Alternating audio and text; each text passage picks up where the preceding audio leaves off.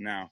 All right, guys, what is up? Welcome to Go Get It Podcast, episode 11. And today I have a super special guest with me, Alphalete sponsor, Matty Fusaro. I've been a long time fan of his. So why don't you just go introduce yourself? Thank you, man. I appreciate it. It was awesome to meet you during that meetup a while back. Mm-hmm. But yeah, I appreciate you having me on here. And I'll make it quick. My background story was former fat kid growing up, super self-conscious, insecure, and just wanted to make a change. I just didn't want to be that kid who wore his shirt in the pool, just didn't feel comfortable in his own skin. And back in 2011, I made my first YouTube video trying to share my journey, some of the stuff that I learned along the way. And that's long story short, but yeah, just a kid who was overweight, insecure, always loved playing sports, always athletic, but I also loved food. So kind of Gotcha. trying to balance them out. Yeah. And so again, 2011, filmed that first video, started my journey, shared it with the world, and haven't looked back since. So that's incredible. That's incredible. I actually have a very similar story where I was a pretty fairly overweight kid growing up, and then I felt like I was also athletic as well, but I just never felt confident in myself. And I feel like just that first step of just like getting into a workout routine or some sort of cardio, just doing something at first, is really gonna like spark the change. So what do you think about that? I agree. First start? Yeah, I always say movement builds momentum. You know, a lot of people, what we do is we always look for motivation, but motivation is just, you can't rely on it. It comes and goes. It's a feeling, just like being happy or being sad. Like those things come and go. And if you just rely on that all the time, you'll never get to where you want to be. So it's just a matter of taking that first step, and it's a baby step, right? Building those habits over time, prove to yourself that you can be consistent.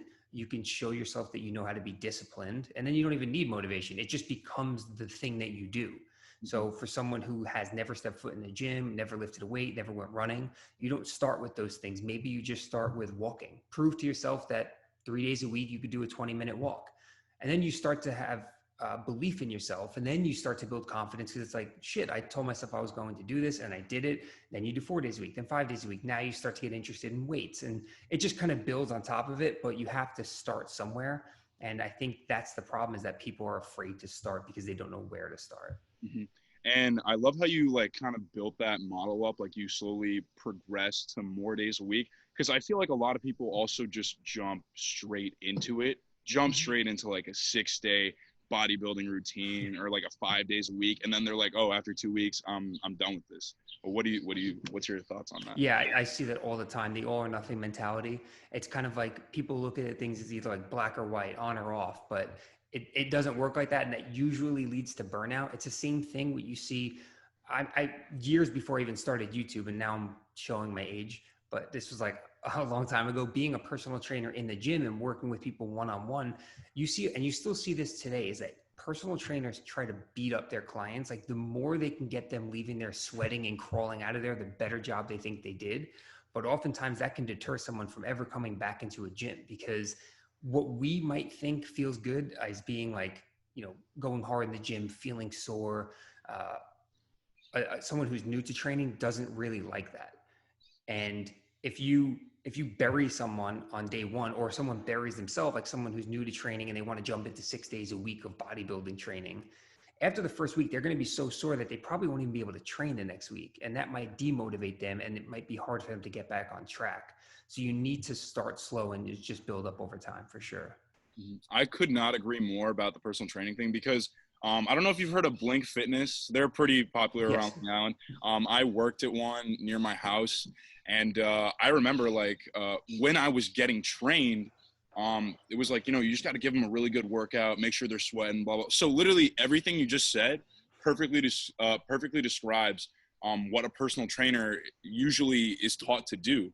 But and I'm guilty of doing that too. I'm guilty of giving people like these crazy workouts because they pay for a half-hour session. I want to make them feel like they had a good workout, but yeah, like that's really not how, now that I know better, I know that's really not how it should be. But also at the same time, those trainers just want those people to come back. So I understand where they're coming from, but you got to think about how they can progress from where they started, and then just think about their long-term results, as opposed to just getting that quick workout in, So why don't you can you dive a little bit deeper in how you started? I know you said that was like a broad description, but I kind of want to get a little more detail into how you got into lifting, because you are obviously an online coach now, a fitness model, in other words. So I just kind of want to know how you started. Sure. So yeah, if we go back to, I guess, teenage years pretty much. So I would say it was around 11th grade for me. So I guess that's like 16 years old, was when I was like, all right, this is the time where, well, I guess really high school is the time where we start to experience like who we are as an individual, what kind of groups of people that we hang out with. And that's where I believe we start to build that confidence. That's when a lot of people start hitting the gym for the first time. You know, people like are going to the gym just to get girls, like that whole time frame. And for me, I was, going into high school and everything, and all throughout before that, being the overweight, insecure kid, I mean, I avoided any situation that had to do with me being seen shirtless. So no pool parties, no beach, no water parks, none of that shit. Like I would come up with every excuse in the book. I would lie if I have to. I would say I was on call for work, even if I wasn't, because that's how self-conscious I really was. And I realized as I got older, when you 15, then 16, then 17, it's like, I do not want to be that person that just feels uncomfortable in his own skin at all times. So then I made every single mistake in the book that I'm kind of glad that I made them, because I could teach people not to make them now, and I can educate them on how to avoid the mistakes that I made. So we're talking wearing sauna suits to do cardio, doing cardio twice a day, being scared of carbohydrates, eating super low calorie diets, training 7 days a week without even really knowing what I was doing, like not training legs, doing a ton of just upper body work, focusing on just arms, like all of the mistakes that you've heard people make, I've made myself. And that kind of led me down the path of wanting to learn more. And when I really got involved in it, like I said, growing up, I was always into sports. I played sports my whole life. Long time ago, my dad did some bodybuilding. We had like you probably wouldn't even know what these were if you saw them. They were like plastic dumbbells with cement inside. I'm like really dating myself here, but they were like, yeah, like burgundy, dark red colored dumbbells. I gotta see if I could find them, but yeah, we always had those laying around the house. I had like Joe Weider magazines and books around the house, so I was always kind of surrounded by it, but I never got myself fully involved in it. And yeah, as the years went on, we're talking now like 11th grade, 12th grade. So this is back in 2004, 2005. I graduated high school in 2005. That's when I really started to get interested in it. Still didn't know what the hell I was doing, because we didn't have YouTube and we didn't have social media. It wasn't just like you can Google something and get the answer. It was whatever fitness magazines were available at the grocery store, or if you had a gym that had magazine rack that you can read through some of them. So we're getting like people my age at that time were getting our training routines and diet plans from like the Jay Cutler section of Muscle Development. Like that was our information. And yeah, so years of doing the wrong thing.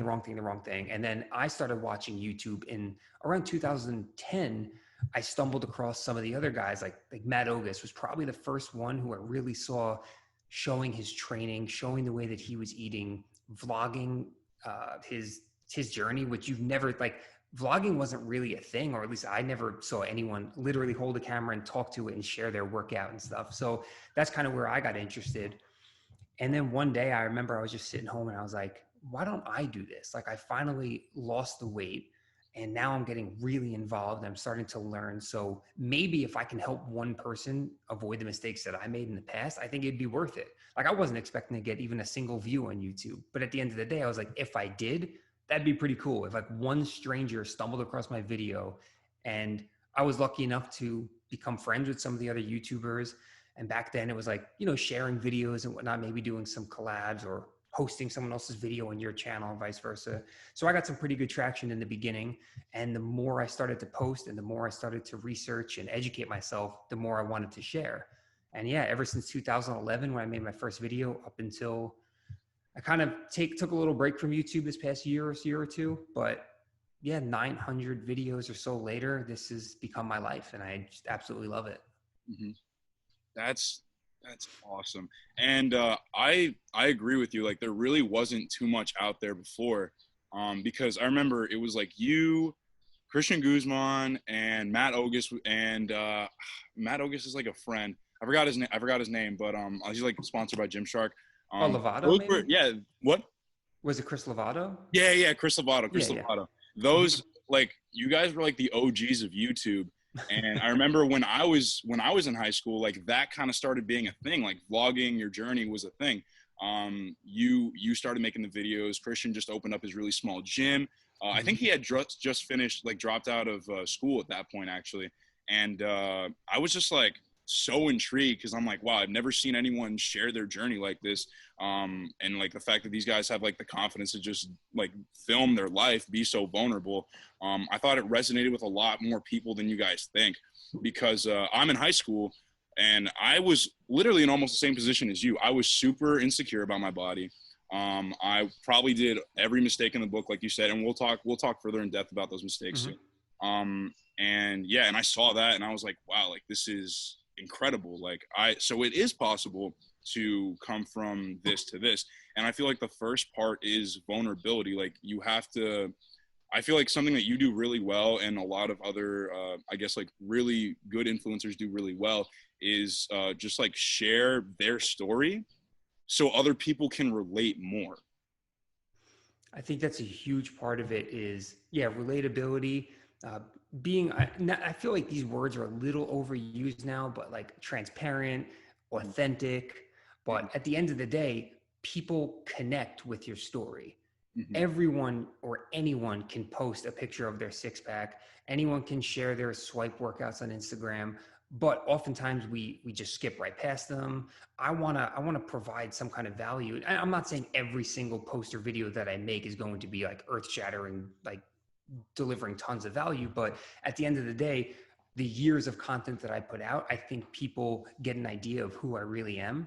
And I think that resonates with people. You know, when you can share the ups and downs, not just the highlight reel on your social media, that's when you start to develop that connection. And you get people who want to follow along on the journey because they get to know who you are, they get to like you as a person, and then they trust the information that you put out. And that's super important. When you're trying to be that person that helps others, you need others to know you, like you, and trust you. So that's my viewpoint on posting on social media.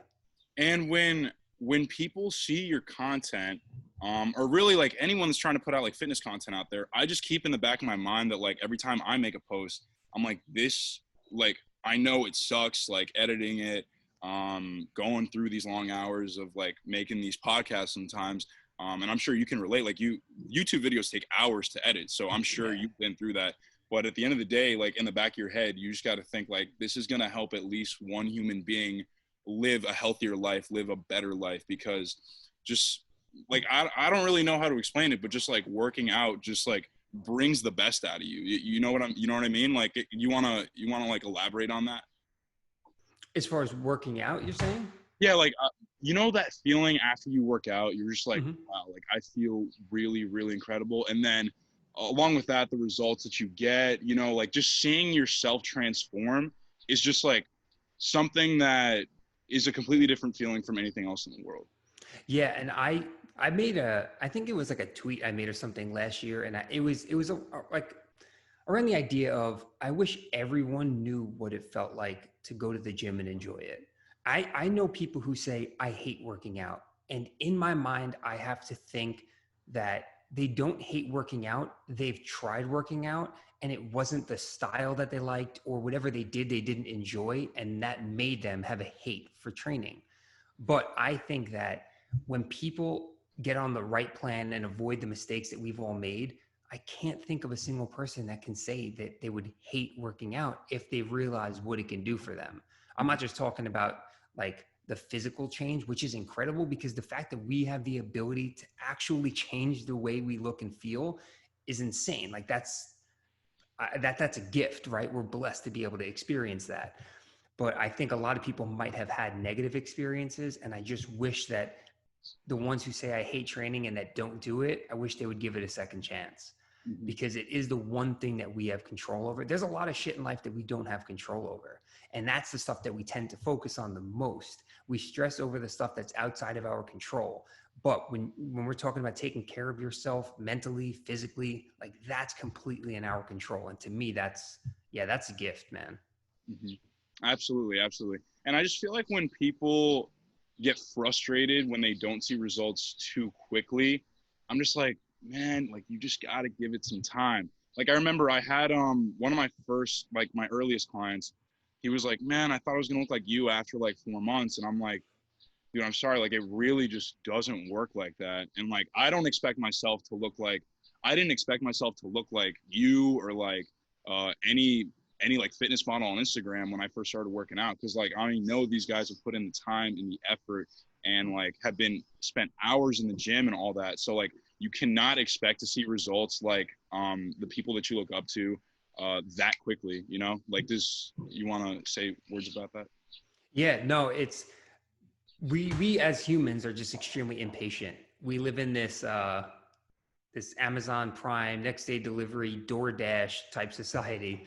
And the other thing is the people that we follow on social media, we don't know what they've done, how long they've been training. So if I was to post right now that I was going to do a cut and I got aggressive and in 8 weeks I looked completely different, someone who doesn't know who I am and doesn't know how many years I've been doing this might be like, holy shit, like I can get results in 8 weeks. And it's like, no, don't forget about the 10 years of training that I put in before this.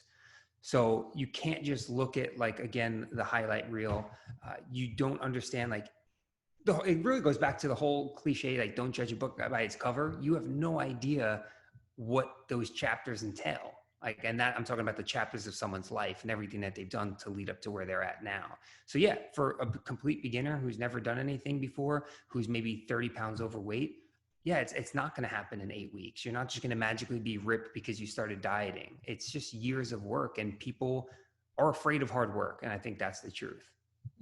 People, especially today, I feel like are afraid of hard work. Like, especially, I'm not trying to trash. Well, I guess I am now.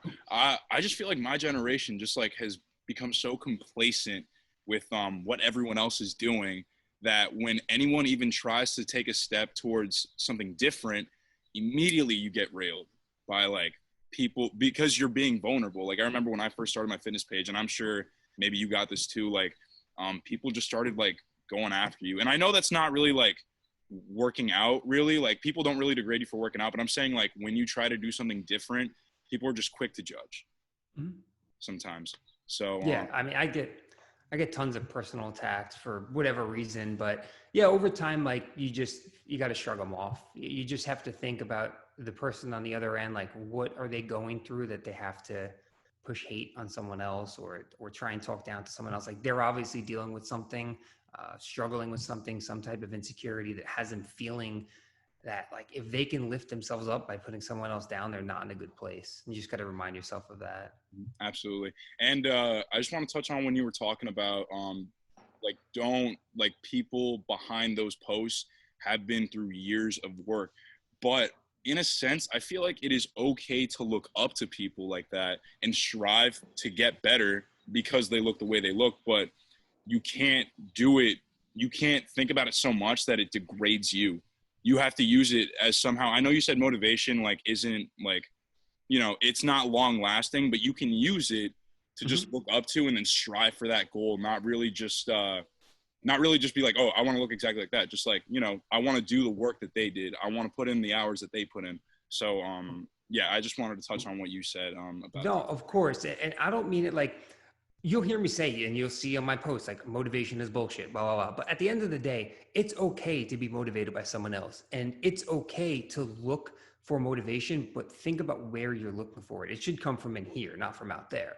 But at the end of the day, if the motivation, the extrinsic motivation, so searching through Instagram, find someone that you look up to, if that motivates you, that's great. But that is just a spark. Like, let's say you watch a bodybuilding motivational video on YouTube and that has you amped up. It has you amped up right now. But once that video ends and you carry on with the rest of your life, you completely forget about that. So it's a very short-lived and short-term type of thing. But if you can take that short-term spark and keep that flame lit by piling on discipline and consistency and positive habits, that's when that spark of motivation becomes something. But you can't just always look to get motivated. It's just you're going to fail. It's just never going to work if you're always looking for a different way to bring motivation. So yeah, it's just about building that consistency, discipline, habits. Mhm. I wanted to ask actually, because you were saying when you were in high school, you were watching YouTube. So how old are you? I am 21 right now. Oh my God. Yeah. So young. Shit. No, high school was a little while ago for me, but I did yeah. start watching YouTube probably around sophomore year of high school, when I first started getting into lifting. So yeah, that was that's like 5, 6 years ago. Yeah, Something about like that. 5-6 years ago. Yeah. Would you graduate like 2014 ish? 17. Oh shit, 17. Wow. Okay, I'm old.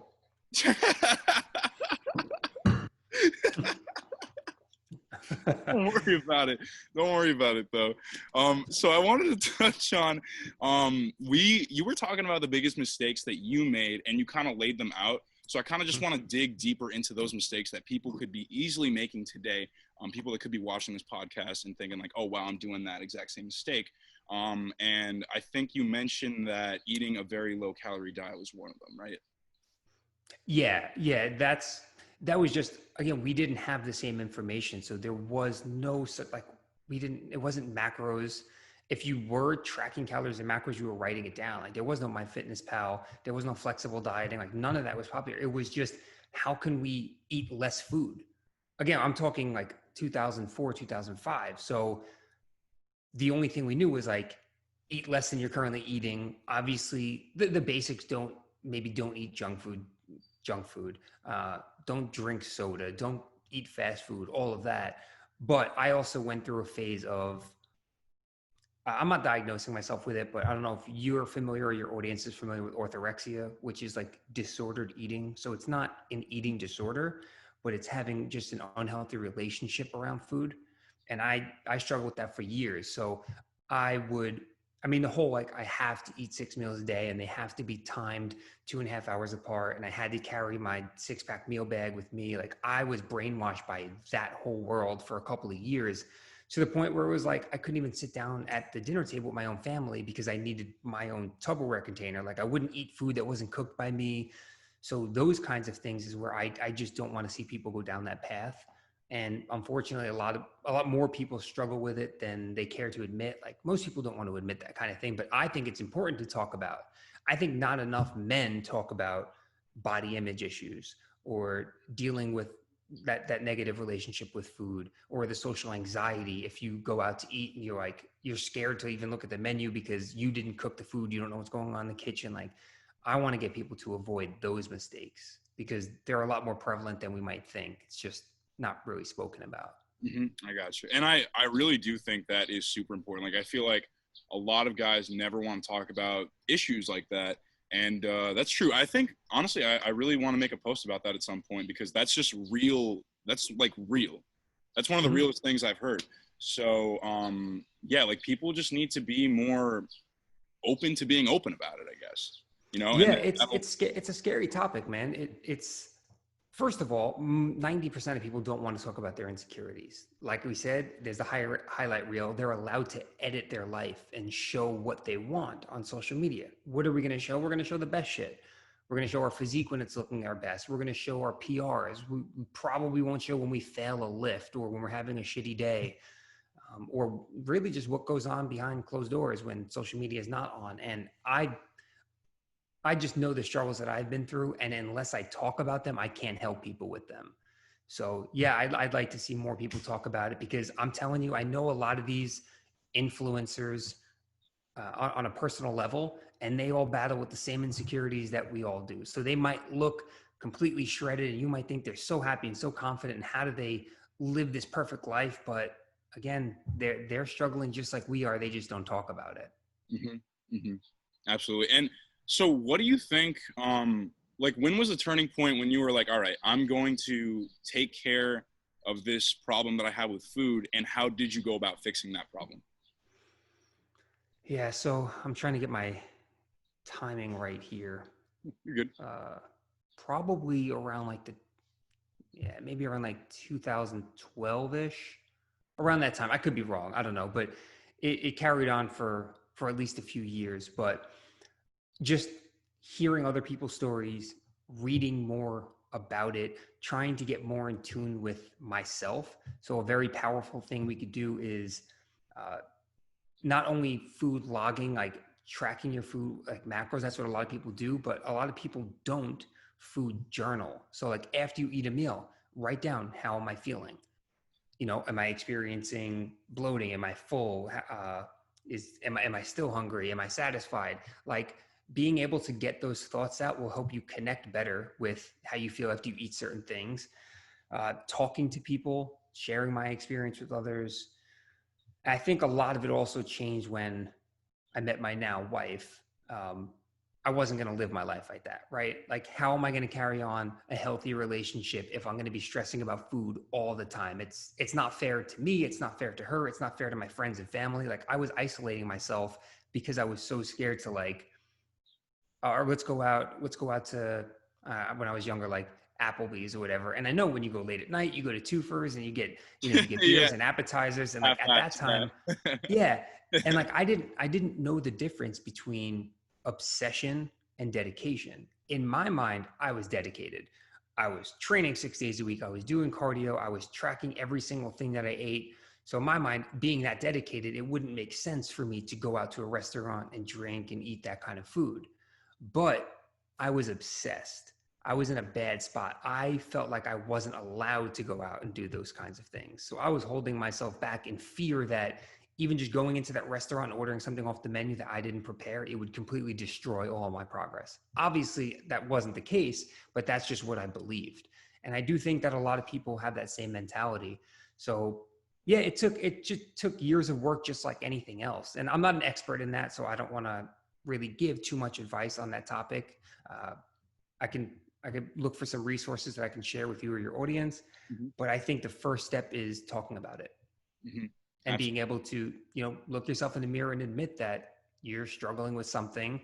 It might be hard to admit, like nobody wants to, like it's hard for me to even, like I'm talking back then, now I can openly talk about it. Like I went up to, I'm not sure if you're familiar with Colgate University in upstate New York. Yeah, I actually am. Yeah. Mm-hmm. Okay. So last year they invited me to speak to the students and staff there on male body image issues and disordered eating. So I can openly talk about it. I'm very happy to share my experience. But back then, it's really hard to admit, like, shit, maybe there is something wrong or something going on. Like maybe this is not just I'm dedicated to fitness and it's a real problem that needed to be addressed. So yeah, I took it much more serious and I was able to, finally find that happy place. Yeah, I understand. I understand where you're coming from, because when I first started tracking my calories, and I didn't even like food prep like that, but I would just track calories and I would be obsessed with it. I would be so obsessed with it. I would track every single thing. And to be fair, I was trying to cut weight. So I was like just trying to get like a baseline of where, like how many calories I would need to eat, what I ate throughout the day, but I would just do it. And all I would think about was food. All I would think about was, okay, this is that many calories. This is this many calories. And at a certain point, it's just like, I'm just thinking about this too much and I'm not even enjoying like life anymore, Mm-hmm. So even finding a balance with that, I feel is very, very important. So, yeah, so I completely agree with that. So what is another big mistake that you feel like people are making, on top of the calorie restricted diets and just being very, not being flexible enough, besides those points? Okay. I would say focusing on the little shit that doesn't matter instead of taking care of like the big rocks. So I'm sure you've seen like the pyramids floating around. I believe Eric Helms popularized that with like the bottom base and the most important part of the pyramid being adherence, compliance, sustainability. And then as you go up the tier, you're looking at like, if you want to track calories, so calories in, calories out, and then you have, there's like supplements and then there's food timing and all that kind of thing. And people worry about the little stuff at the top and they don't get the bottom part right. So like supplements and meal timing and all that stuff doesn't mean shit if you can't follow something that's sustainable and something that you can stick with and adhere to for the long term. A lot of people just want that quick fix. I think that's the biggest mistake, is people want those fast results and they end up either burning out or getting those results, but then they rebound and then they gain the weight right back. So weight regain is the problem. Like, I wouldn't say we have a weight loss problem. Like, people can lose weight very successfully, but keeping the weight off, that's where people struggle most. And that's because they never actually learn the habits. They never actually learn what to do to sustain that long term. They just think, okay, calorie deficit, more cardio, I dropped 20 pounds. And it's like, now what do I do from here? So they might even buy a one-off meal plan. And it's like, what did that meal plan teach you? Nothing. It just told you what you can eat and what you can't eat. But once you reach your goal weight or your goal physique, whatever it is, like, how do you sustain that if you no longer have that meal plan, or if that meal plan's not working for you anymore, or if you want to go out to eat and the thing's not on that meal plan, what are you supposed to do? So I think it's just about taking more time to educate yourself so you can make the right decisions. Not being so quick to follow the fads that you might see posted online. You know, a lot of people are pushing different kinds of supplements that are promising shit that's just not real. You know what I'm talking about. Like, yeah, absolutely. Yeah, I just don't want to call any names out, like, of specific companies, but yeah, there's a lot of garbage out there being promoted, and people are gullible. You know, they look up to someone with 1 million followers who says XYZ product will do this, and they'll buy that, but then they don't get the result that they're looking for because they never actually learned what works and what doesn't work. So that's why it's really important for me to try and educate. Like, I like to entertain on YouTube and Instagram and stuff like that, but it's really important to always remind myself to go back to basics, because the people who are following me are probably not following me because of how I look. I'm just being honest. They probably want to learn something. And there are a lot of beginners who come to my page, and I have to remember, like, if I have to repeat the same thing over and over for 10 years, that's fine. I mean, think about perfect example, right?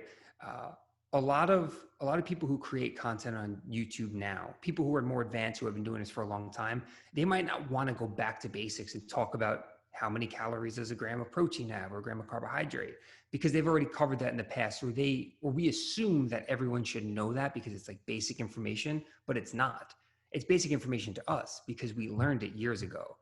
But there are people every day who need that information. The same as if I take my car to a mechanic to get an oil change. They've been a mechanic for 40 years.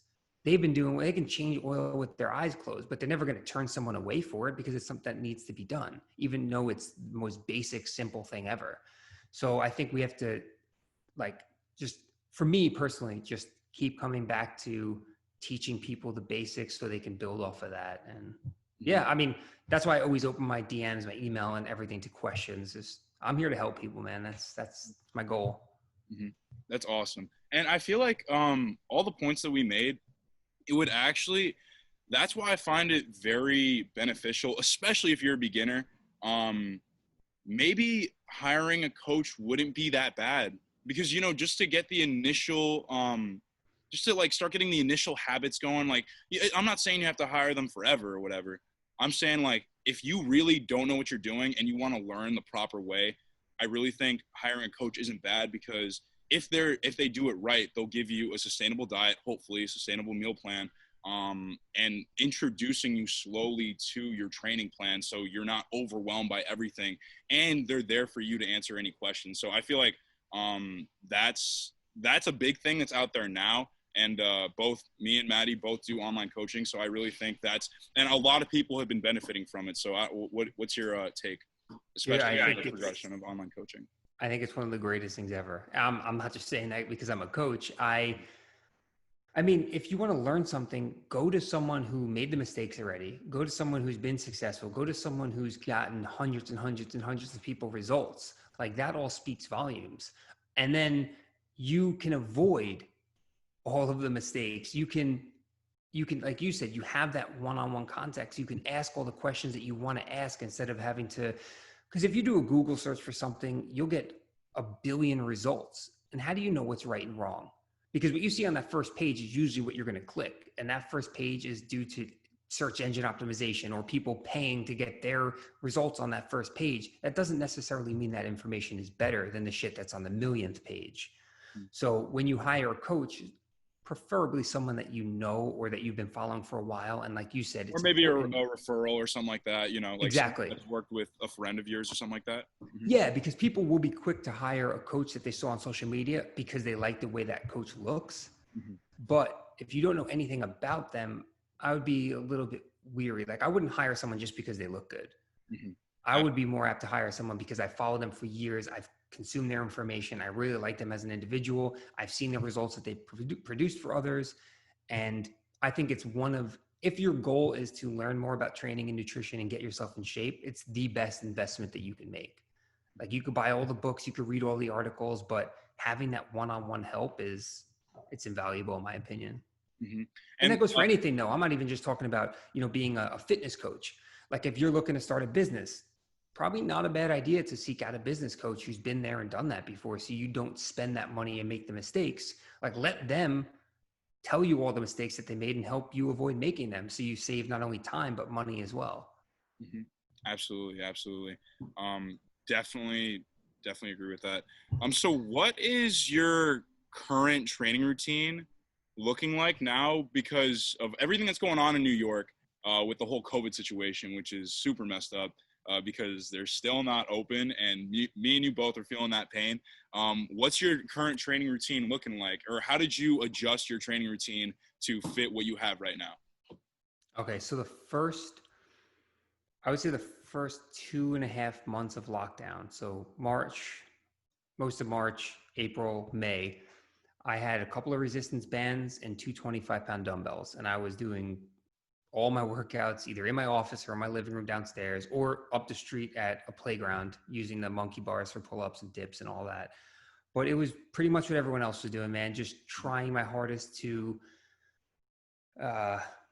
get, bring some level of intensity. At the end of the day, I kept telling myself, do not treat these as throwaway workouts, even though they might feel like that, because I feel like I'm not able to push myself as hard as I can in the gym. I think a lot of people make that mistake. They assume, okay, gyms are closed, I can't work out, or I can't get a good workout. And the first 2.5 months, I was just using bands and dumbbells. I lost no strength and I lost no muscle. I was able to maintain what I had. And that's because I treated them like real workouts. And that just comes from, obviously experience, incorporating different intensity techniques. Like this is when you do things like drop sets and myo reps and supersets and slow tempo, like anything you can to continuously challenge the muscle with whatever equipment you have, mostly minimal for a lot of people. And I don't think I ever even really talked about this, but because I had the gym that I kept some of the equipment.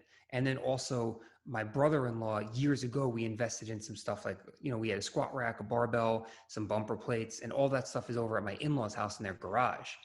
I actually avoided going there for a little while because I felt bad, because I knew people didn't have access to that type of stuff. And I was like, if I'm going to create content for my social media and also for my clients in my private Facebook group for them, I want them to know that I'm working with the same stuff that they have. And then I realized, shit, I spent money on this stuff and I should be using it. So, so I went over there and I cleaned the garage out, and I've been training there for probably the last 2 months or so. So I do have a barbell. I have enough weights to squat, bench, deadlift, overhead press. And I have like adjustable dumbbell. Like I actually just picked these up on Craigslist like 2 weeks ago, but it's an Olympic dumbbell handle. So you could put Olympic weights on the dumbbell. That's awesome. So it's pretty cool because I had all the weights already. So it's a little bit of a pain in the ass sometimes, but at the end of the day, man, I'm not going to complain about it. It's weight. And yeah, so as far as like training plan, routine, I've just been focusing on progressing with my compound movements and having fun with the other stuff. I'm not going to say I'm not taking my training seriously. And I do miss having like a very structured program with a detailed training log. But right now, the most important thing for me is to enjoy what I'm doing. And that's what I've been doing. So I would say I train 4 to 5 days a week, usually something like it could be upper lower, take a day off, then push pull legs. It could be upper lower twice a week, and then I'll throw in a shoulder and arm day for fun. But essentially I'm focusing on mostly squat, deadlift, bench, pull-ups, throwing in some overhead press. And that's like the bread and butter, and then I sprinkle in obviously RDLs, Bulgarian split squats, all of that. It's programmed into the day that I'm lifting, the upper lower body day. But yeah, enjoyment is number one for me right now. Cause the last thing I want to do is not look forward to training. Workouts. Yeah. Because you're not at the gym anymore. So you got to at least somewhat enjoy the workouts that you're doing right now. But I do just want to make it clear to a lot of people that are making these excuses that, oh, you know, there's no gym anymore. Like, I can't work out. Like, no. There is plenty of ways to work out. You can either A, use just your own body weight, B, invest in some resistance bands, C, invest in some dumbbells, or if you want to go the extreme, buy a whole power rack with an Olympic bar and all that. But A is huge because body weight, like, I feel like a lot of people just don't know that body weight training is actually really, really, like, you can get a solid training session in with body weight training. What's your opinion? What's your thought? 100%. Once lockdown started, and remember, I mentioned I took a break from YouTube for a while, but I felt it was my responsibility as a coach and fitness professional to get back on YouTube as soon as lockdown started. And I wrote an article all around coronavirus on my website. And this was like probably a couple of days after lockdown. I was like, I need to get. By the way? You still have it? It's on the homepage. I'll link it in the description of the YouTube video. Yeah, it's just FusaroFitness.com. It's right on the homepage right there. And and my wife and I went in the living room, moved this stuff out of the way, the coffee table, set up the camera, and we filmed almost an hour-long video showing you, I think there's like 60 exercises that you could do in your own house in the living room with just your body weight or household items, no equipment at all. So yeah, people who say that they can't work out, that's an excuse. Like, yeah, it might not be as fun, but that doesn't mean you can't. And I would actually argue that a lot of people can benefit from taking a step back from what they've been doing in the gym, because, you know, whether you want to admit it or not, we all ego lift to some degree. So like, think about a lat pull down. You take someone who's 180 pounds, put them on a lat pull down. They might be able to do a lat pull down with 180 pounds. And that's with their knees anchored under a pad and probably some momentum. But get that same 180 pound person and see if they could do a pull-up. And a lot of times they can't, and they can't do one pull-up. So if you're going to say body weight training doesn't work, but you can't do a pull-up, I think there's a little bit of a disconnect there. So that could be your opportunity to learn how to do a pull-up, or do 5, or do 10, or do 50. You know, and the same thing with push-ups. Like we said before, just keep progressing. Yeah, I mean, there are people who can probably toss around 70, 80 pound dumbbells on a flat bench, but they can't do 10 really good push-ups. I'm not just talking about like sloppy, like I got 10 done. I'm talking about like really slow, controlled, good push-ups with good technique. You know, things like that. Yeah, tons of stuff you could do with body weight. And then it also might be an opportunity to, maybe you neglected mobility and flexibility and stretching and yoga and all those kinds of things that can aid to your progress in the gym. Now might be a time to incorporate some of that on some of your days. You know, so there's a lot that you could do at home. It might not seem like it, but go outside. I'm sure there's a tree out there. You don't have a pull-up bar in your house, do a pull-up on a tree. You know, there's a lot of excuses that could be made, but at the end of the day, it's only hurting you if you don't want to put in the work and find ways to work around it. 100%. Like, there's so many different ways to get a good workout in with just using your body weight. And I'll link what all the videos that you put so people can see those. And actually, like you said, it's actually good for me, especially when I didn't even have my dumbbells, because I picked these up recently. I was really just using this band from Westside Barbell, which is a pretty good band, by the way, and my body weight, and that was it. But I was lifting heavy for so long before then. I had just recently hit a PR on my deadlift for 515. And then like the week before I hit 405 on squat. So it was honestly like, all right, you know, I obviously can't lift that weight now because I don't have that weight. But now this might be the chance for my joints to finally, you know, take a little bit of break from all the heavy lifting that I've been doing for the past 3-4 months. So I saw it, like you said, as an opportunity to actually strengthen points in my body where I thought could have been weakened from all the heavy training that I could have been doing. And now I'm really focusing on a lot of running, which I haven't really done previously. So I'm running like 3-4 days a week now. And I just feel a lot healthier. And I'm glad that I did. I'm glad I took the opportunity to start focusing on that. So like you said, like you can just tailor your training to different things that you previously probably neglected at home, because now you have the opportunity to, because now you just can't toss around heavy weight if you don't have it. Yeah. I mean, at the end of the day, if you don't have the barbell, you can't do the squat, like the barbell squat. So it's like, just worrying about that and stressing over what you can't do, again, something out of your control, not worth it, in my opinion. So yeah, I mean, look, sure, if you were squatting 405 and deadlifting 515, if the gym's open back up in the next 2 months, you're not going to go back in the gym and lift that same weight. Like strength will go down because strength is a skill.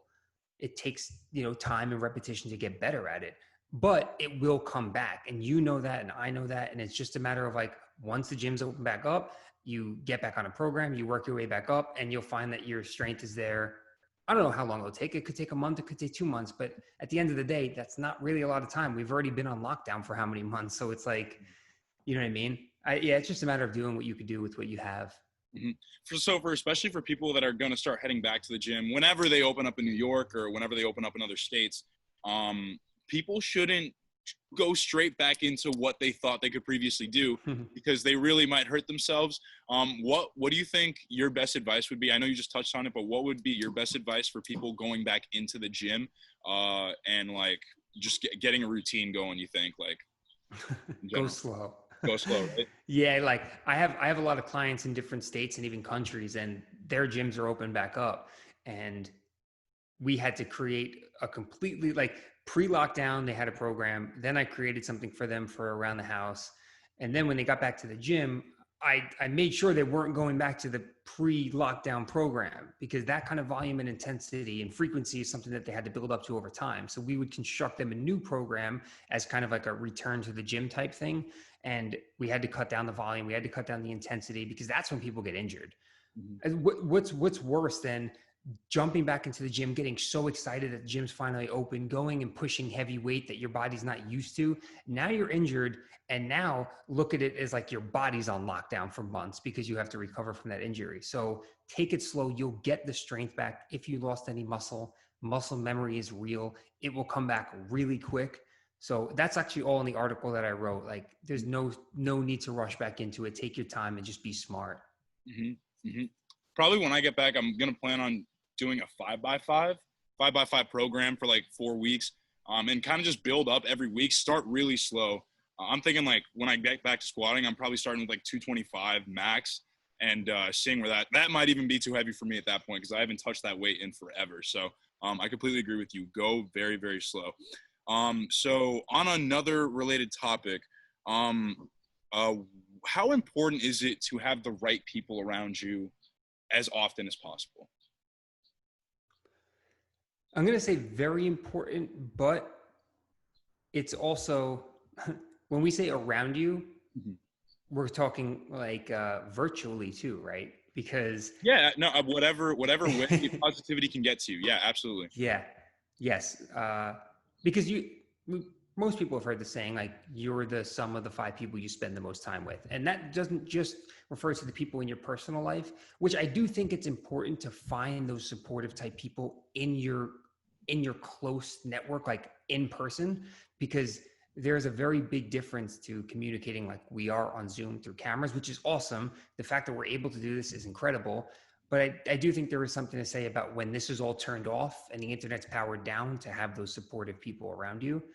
But not a lot of people have that, right? Not a lot of people have supportive family who cares about fitness and training and entrepreneurship, or even friends that support you. And there are some people who, I mean, real talk, they just don't have friends in real life for whatever reason. So that's when, support, having people around you on Instagram or Twitter or Facebook, and being able to interact with those people who are doing what you want to do, who are positive, who are motivating, who are inspiring, who are leaders. I think that is extremely important, because as individuals, we are always our own worst critic. We're going to look at the worst side of everything. There's a lot of self-doubt that creeps in from time to time. So having people who can lift you up around you, and then you being able to lift them up as well, that's so important, man. Nobody could do it on their own. You just can't. It'd be ideal to have a little team around you that you guys just support each other. And I feel like that's pretty important, with especially you being an Alphalete sponsor. I just feel like being around that environment is probably just so like uplifting, probably. Like, I can't speak for that, but I follow almost every single athlete, and usually their pages are just full of positivity, getting better, and that's what they're about. So why don't you go ahead and explain like how your experience has been How has it kind of changed you, if at all? And yeah, just like maybe like a little summary of how it's been being an Alphalete sponsor. Oh man, beyond an honor. Like Mm-hmm. I'll never forget because I remember I've been doing the YouTube thing for a while. So Christian and I have been in contact. He reached out to me in 2012 on Facebook Messenger, just saying that he watched some of my videos and thought they were cool, and we were going back and forth back then. And it's funny because I got a few years on him, so I was just looking at him like, this is one of the most motivated like 17 or 18-year-old kids I've ever seen. And some time went by and we would keep talking online. And one day we spoke on the phone for like an hour, and he was telling me, dude, like you should come to Texas. I plan on opening a gym and it would be so cool. And like all this stuff. And I'm like, man, hearing him say this is really cool. Mm-hmm. But in my head too, I'm like, can like someone that young really like open a gym? And because I didn't know, like I just thought it was someone dreaming just like we all do. Mm-hmm. And sure enough, I mean, that kid like this, I can't say enough good things about him. He's become such a close friend of mine. But yeah, lucky enough, over the years, we've gotten to spend time together, going to different expos with companies like Quest Nutrition. We were you guys started off like from there, right? Like with Quest Nutrition, and what other companies were you guys working with at the time?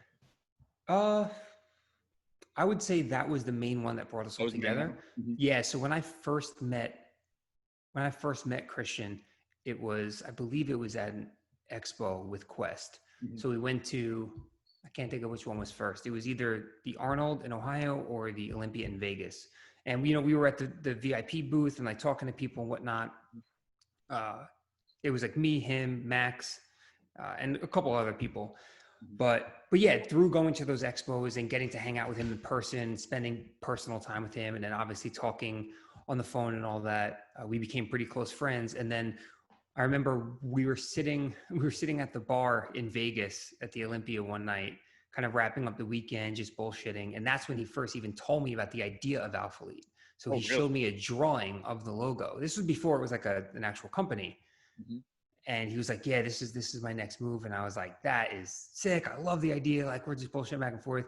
And then, yeah, one day he reached out to me and asked if I'd be interested in being a part of the team before they actually launched everything. And I was like, yeah, bro, like 100%. Like, man, that's and yeah. So that was a really good feeling, man. It was cool to be kind of recognized like that.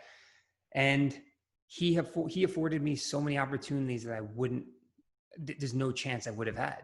I never really traveled much, and he brought me to Australia. He brought me to the UK. We're in London.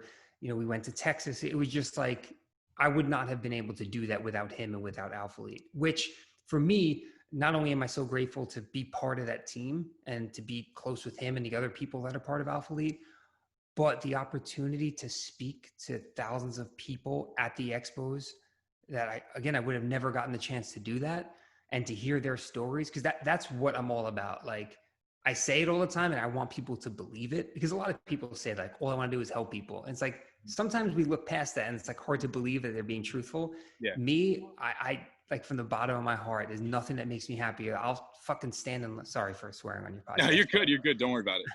I'll sit around for 2 days without sleeping until I'm done talking to everyone, because I want to hear their story. Like I know that I wouldn't be on this podcast if it wasn't for people who supported me to get my name out there to help my following grow, right? Like you wouldn't know who I am if I didn't post stuff or people didn't share my stuff or whatever. So yeah, going to those expos, and I mean, people waited, I think the longest line we had was about 7 hours just to come, shake a hand and say what's up. And the part that sucked, to be honest, was you get limited time with them. We would sit there and literally talk to people for hours if we had the opportunity, but there's security, we got to move the line along. So, but even just that 1 minute or two to hear someone's story, take a picture and see the smile is like, man, that makes it all worth it. So yeah, being part of the team it's awesome. It really is. That's incredible. That's incredible. I don't think Christian has ever shared that story. And at least from the videos that I've watched, I don't think he's ever shared that story before. So that's really cool to hear that you've been with them literally since they've had like 0 following, and now looking at them almost like, not that it matters that much, like 1 million followers on Instagram, probably an 8-figure, 9-figure business at this point, that you started off with like literally at the very beginning of that company. Like, how has it been just seeing how much it's grown? Like, it's incredible how many people, like, I guarantee you, if they're just like, oh, meet up here, you're going to have hundreds of people show up because so many people around the world, like, just love the message and have been following that for so long. So how has it been just watching the company grow in general? Crazy. It really is. But you know what? It doesn't surprise me because I've said this since day one. I don't think I've ever seen someone work as hard as Christian does. Mm-hmm. I mean, he literally opened his first tiny little warehouse gym. He admitted it failed, didn't do what he wanted it to do. I remember watching the video of him crying as he hit buy now, purchasing the equipment for that first gym because it was like the dream come true. Yeah, I remember that. You know? Yeah. And I'm sure it was hard for him to close up shop there. And then he moved to a slightly bigger space and then a bigger space. And it's just like every project he takes on, he goes full force, like nosedives, and like just doesn't have a doubt in his mind. It's just like he knows it's going to work. And anything that he's done, I'm sure he'll tell you he's failed. He's experienced setbacks like we all do, but he never, ever, ever, ever gives up. And it's just like his slogan, like proud but never satisfied. He's literally never satisfied. He always has to kind of one up himself and take things to the next level. And he's been successful doing it because he's proven that he could do it. And people support that. They love to see someone work so hard for something and achieve it. Mm-hmm. It's definitely extremely inspiring watching, like, everyone on that team has their own story. You have your own story. Even like Ryan Dangler recently, like newer sponsor, I've been following him since he had like 10,000 subscribers on YouTube. And I'm just like, wow, like these guys just like don't stop. Like they literally, like you said, are never satisfied with what's going on. Like they're always looking for the next big thing. And like, it really is inspiring to other people because they're like, oh, wow. Like, you know, they started off, if you go back to their first videos, your first videos, they started off as regular people like us. They were just filming in their house. And now they have these empires. Like literally empires, and like not in like a corporate bad way. It's like empires that inspire other people, bring that greater message around. And I just think that's incredible. I really think that's just like it inspires me to one day want to do that, you know? So, and I'm sure other people as well. Yeah. Yeah. And it just goes back to, you know, it's hard work. It's, if your goal is to grow on social media, it's the same thing when we talk about fitness and nutrition, consistency, like post, communicate with people, network with people, answer DMs if someone asks you a question, answer comments, respond to people. But at the end of the day, there is an element of luck. And I'm not gonna pretend like there's not. There are some people who within a year of being on social media or Instagram, their following goes from 0 to 200,000. Sometimes there's not an answer for that. Like maybe their physique caught someone's eye, they went viral somehow, they got a shout out from someone with 1 million followers, like, or maybe they just, I don't know, like they do. There are people, and the reason I'm saying this is because there are people who will put in the work for years and years and years, and they just might not get the recognition that they feel like they deserve because some people genuinely do get lucky. Like a lot of people ask me, how do I get sponsored by Alphalete? I don't know. I don't have the answer. Like, you know what I mean? Like Alphalete has a team and they look through social media and they maybe find people that they're interested in, or they find people who have been putting out a positive message for a long time, and whatever they're looking for in someone, they find it in that person.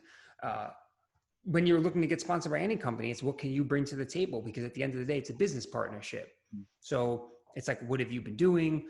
What are you all about? How do you align with that company? Do you align with their message? And even if you do, if you tick all the boxes, you're strong, you're aesthetic, you align perfectly with the company, you share similar values, that doesn't mean you're going to get sponsored by them, you know? So it's kind of like, you don't create content, you don't put yourself out there in hopes of doing that. If that happens, that's awesome. You know, if you come across a company that you reach out to them or they reach out to you and it's like a mutual thing where you feel like you'd work well together, that's great. But there are people who I've noticed they put in the years and years of work and they maybe don't get that sponsorship or whatever, but that shouldn't be the reason why we do what we do.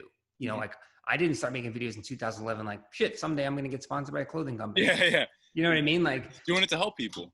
Like, yeah. you, that's what you genuinely love to do. Mm-hmm. And yeah, nothing's changed since then. It's 9 years later, I'm still trying to put out at least one piece of content every day somewhere to help people. So And it's funny how you said like growing your social media can be compared to nutrition and working out, because like you said, some people just get lucky. But then you look at people on the other side with the nutrition and training, some people have crazy genetics that like they don't even have to lift a weight to look insanely good. So it can almost be very, very comparable actually to nutrition and training as long as you're consistent, I feel like. And I will also be I'm gonna be more consistent as I post more. So and I've started like kind of taking the tools that I learned from lifting and incorporating that more into my social media as well. But like you said, some people just really do get lucky, and like we said, some people just do get lucky with genetics. Yeah. We're talking about the whole genetic thing. It's like you can. Yeah, I'm gonna just use like physique or bodybuilding as an example. Yeah. You can take someone who has elite genetics, who doesn't train very hard, who doesn't have to diet very hard, and you could put them up against someone who has subpar genetics, who outworks everyone. I'm talking they work harder than anyone around them. And you get them both on stage, the person with better genetics, if they bring their package to the stage without even having to work that hard, they're going to win. Because there are things that you can't change. Like like, let's say it was me and you, right? You have the superior genetics and I work harder than you, just saying. If you kind of bullshit your workouts, you just throw around weight and you just eat what you want because you're genetically elite, you could stay lean, you could stay big. And I'm grinding. I'm doing all the cardio I need to do. My sleep is on point. I'm managing my stress. My training is on point. And I'm logging every workout. And you're literally just throwing weights around and you still look good. And we get on stage, like, you could beat me. And therefore it's like, it doesn't mean my hard work didn't matter, but sometimes you just can't match up against those kind of things. Again, things that are out of your control. I can't change my muscle symmetry, my muscle insertions, my muscle shape. I can grow and I can shrink, I can gain muscle and I can lose fat. But at the end of the day, when you're comparing like something like a physique or strength, yeah, genetics do play a very big role. But I don't want people to get discouraged by genetics, because I feel like a lot of people, sometimes they'll look at me and they'll be like, oh, it's just like, dude, it's just your genetics. And I don't know if you've ever gotten that either. Like maybe they just like look at your physique now and just like, oh, dude, it's just genetics. But that's discrediting someone's hard work. I don't like that.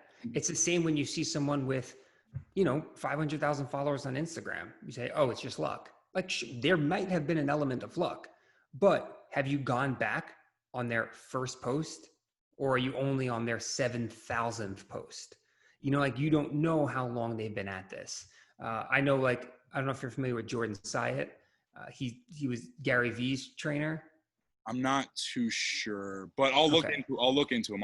Yeah, Jordan Syatt's the man, dude. He has a massive platform on Instagram, on Facebook, on YouTube. He what was it? I'm surprised I actually haven't heard of him. Yeah, so am I actually. He's right now. He's big, man. But he's very funny. He's entertaining. He delivers very good content. But he says all the time, people say that he's like lucky or his following grew because he was Gary Vee's trainer, but they didn't see the 10 years of articles and blogging and everything that he's done up until that point. The YouTube videos where he would get 10 views, like, everyone skips past that point and they look at just the success now. But yeah, I'll never discredit the work that someone's put in. I never just say it's genetics or it's just luck. Like, you don't know where someone's came from, where they've been. So yeah, don't be too quick to judge things like that.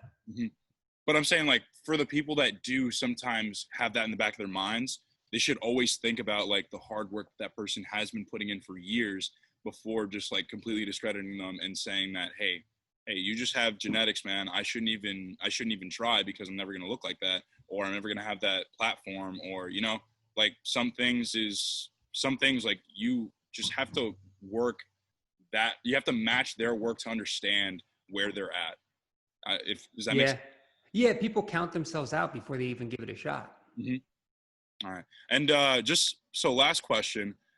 So this is not really fitness related, but I know you have your own online coaching business. and you've also been a previous gym owner. So what do you think the biggest mistake that the viewers here can avoid when they're opening up a business or starting a business? I guess, I mean, part of it depends on what kind of business we're talking about, but at the end of the day, don't try and always avoid mistakes. I know earlier I said that if you hire a business coach or a personal trainer or an online coach, they can help you avoid some of the mistakes that they've made. But at the end of the day, you have to accept that you're going to make mistakes and you're going to fail and you're going to fuck up. It's literally just part of the process. So what I would say is, one, depending on what it is that you're doing, make sure you understand that industry. Like, let's say we're talking about opening a gym. Mm-hmm. How can I tell people how to avoid mistakes? Well, make sure you understand the business of opening a gym and owning a gym. Like, don't just think because you have some money saved up that you can go and do it. Maybe talk to 10 or 15 people who open gyms and see what their experience was like and find out about all the hidden costs that are associated with it, aside from just renting, getting some equipment, you know, the liabilities and the insurance and all of that. So I would say the biggest thing you could do if you want to try and like avoid mistakes are talk to people who have been successful in the industry you're looking to go into and try and get some insight before you dive headfirst into that. Like, I'm a big fan of just being like, dude, just do it. I don't know if we're familiar with ready, aim, fire. Yeah. Sometimes it's got to be ready, fire, aim. Just take that shot and then adjust your aim afterwards, because sometimes we just never even get started. So yeah, expect to make mistakes, but avoid making the simple ones or the obvious ones by doing your homework, doing your research, and making sure you understand the industry you're looking to get into. Mm-hmm. That's huge, actually. I love the way that you kind of changed the question around. You said don't be afraid to make mistakes, because then that'll like avoid someone from even trying to start their own business. Because I just feel like trying to have your own business, and I just started mine. Like, it's brand new basically. But it just like, I don't know, it gives you like a sense of like more pride, I guess. Like, I just like love the fact that I have something that I've worked for myself and I've put in all the hours for it. And I just feel like everyone should have something that they can provide to other people that is of value, that's going to benefit their everyday life. So I feel like everyone should be like looking to maybe start their own business, whether it's really small, like, but like you said, like, just get started. Yeah, you cannot be afraid to fail, because what happens is if you go into something thinking that you'll never fail or never wanting to fail, how can you ever improve?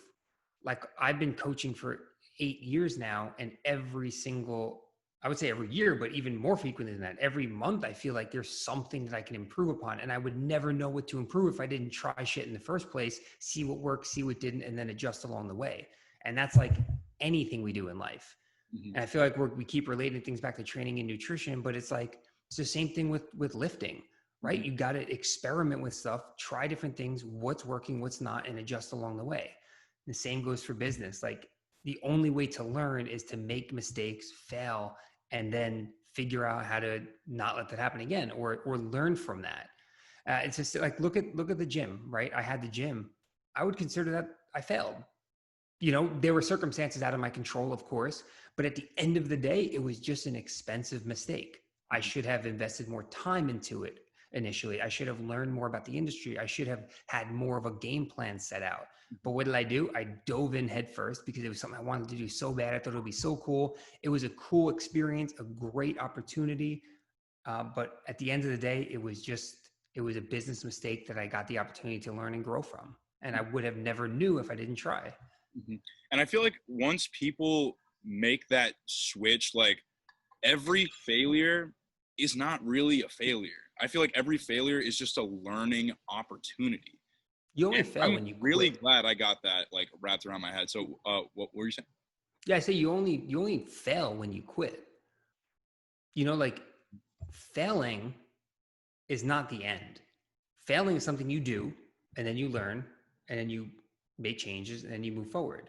It's when you fail that first time and you give up. That's when shit ends.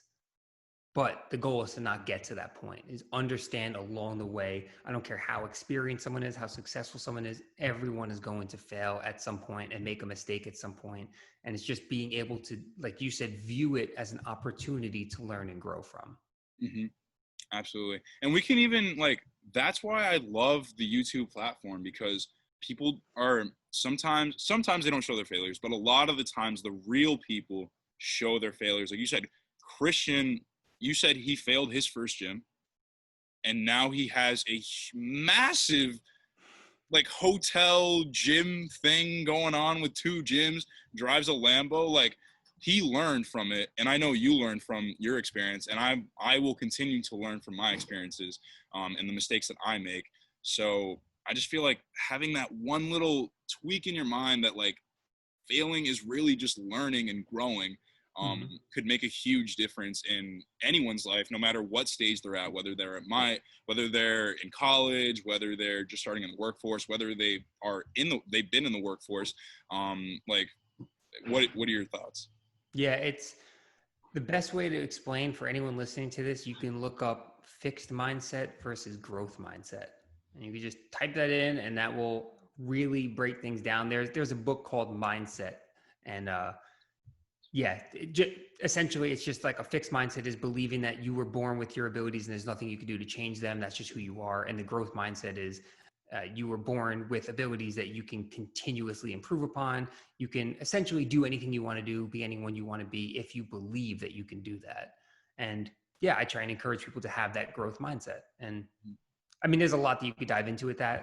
We don't have to get into it now, but yeah, I think people sell themselves short. They don't realize how much potential they really have until they actually go after something that they believe in.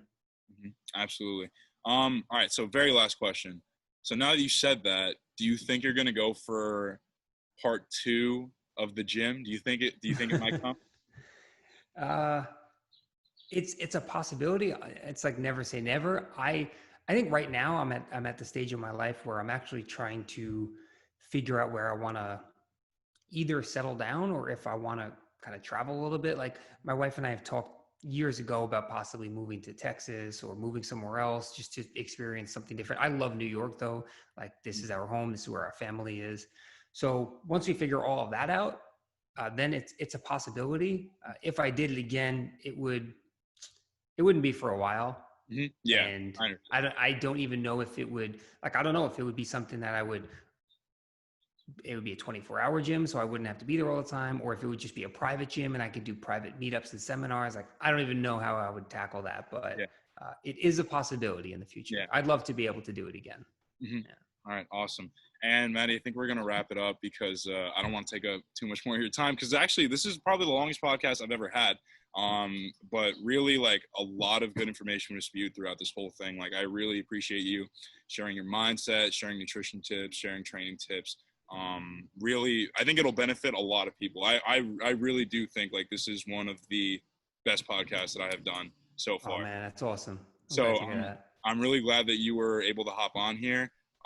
Hopefully maybe have you again sometime. I'm going to stop recording soon, but you don't have to leave right away if you don't want to. Okay. All right. Thanks, Matt. No, thank you again, bro. I appreciate it.